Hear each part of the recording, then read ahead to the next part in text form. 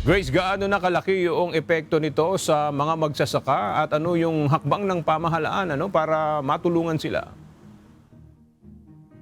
Yes, Aga, sa kasalukuyan ay patuloy pa rin ang pagkokolekta ng datos sa mga apektadong sakahan sa Benguet upang matukoy ang eksaktong lawak ng pinsala na idinulot ng pagtaas ng presyo ng petrolyo sa kanilang produksyon at transportasyon.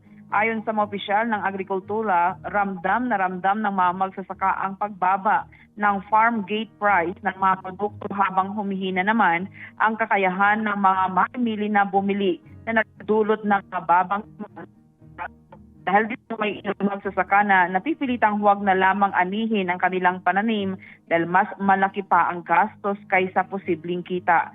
Dagdag pa rito ang pagtaas ng presyo ng krudo na malaking epekto sa transportasyon ng mga produkto mula sa mga bukid papuntang palengke, kabilang na ang pagmahal ng abono. Kaugnay nito, kinokolekta ng mga agriculture officers ang mga datos ng mga magsasakang apektado upang matukoy ang lawak ng pinsala at maging batayan ng tulong ng pamahalaan. Ayon kay Delina Juan, agriculturist ng Benguet, malaki ang epekto ng krisis sa sektor dahil direktang tinatamaan ang kita ng mga magsasaka at ang kanilang kakayahan na mag-produce.